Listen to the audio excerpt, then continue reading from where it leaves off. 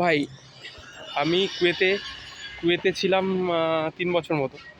তো অবশ্যই ওখানে অনেক ল্যাম্বরগিনি বা গাড়ি ওখানে দেখেছি, আমি মিথ্যা কথা বলবো না। ইউরোপের থেকে হয়তো বেশি ওখানেও ভালো ভালো নতুন মানে দামি দামি গাড়ি দেখেছি। তো ইউরোপের ওয়েদারটা ঠান্ডা না গরম, সুন্দর। আর পরিবেশটা অবশ্যই গালবের তো অনেক ভালো। ঠিক আছে।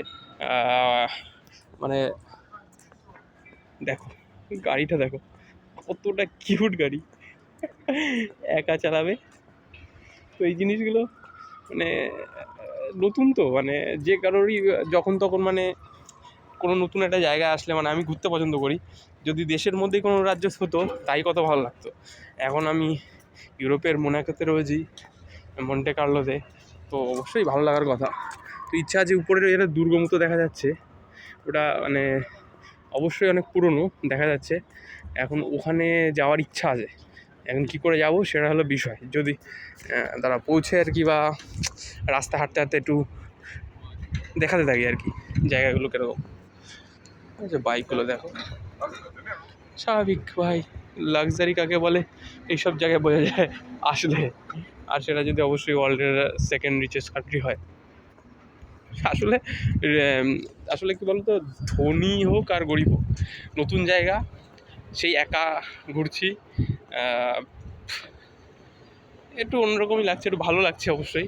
কিন্তু বন্ধু বান্ধব হলে আরও একটু বেশি ভালো লাগতো, এটাই আর কি, আর কিছুই না। আহ, যেটা আছে সেরকমভাবেই করি। যার মানে অনেকে এখন ভাবতেই পারে যে শো অফ, আসলে শো অফ না, নতুন জায়গায় নতুন জিনিস বলো, একটা এক্সাইটমেন্ট ব্যাপার থাকে না, যে কারো লাগবে। দেখো আমাদের আমি যে ভিডিওটা করছি, এটা অন্তত স্মৃতি হিসাবে তো দেখো, যে একদিন ওই রাস্তা দিয়ে এই এরকম এই যে জুতো পরে, এই যে আমি মানে অবশ্যই এই যে আমি হেরে যাচ্ছি আর কি, এই লকেট পরে, অবশ্যই দেখবো। তখন ভালো লাগবে না? অবশ্যই ভালো লাগবে। ইচ্ছা আছে ওই উপরে যাওয়ার, দেখি কি করে যেতে পারি। তো সাথে থেকো, এটুকুই বলতে পারি। আর কি বলতে পারি? সো যেতে যেতে একটা জিনিস দেখলাম, সিগাল। সিগালটা দেখো, সিগাল চোখ তুলে নিয়ে চলে যাবে, দেখো না?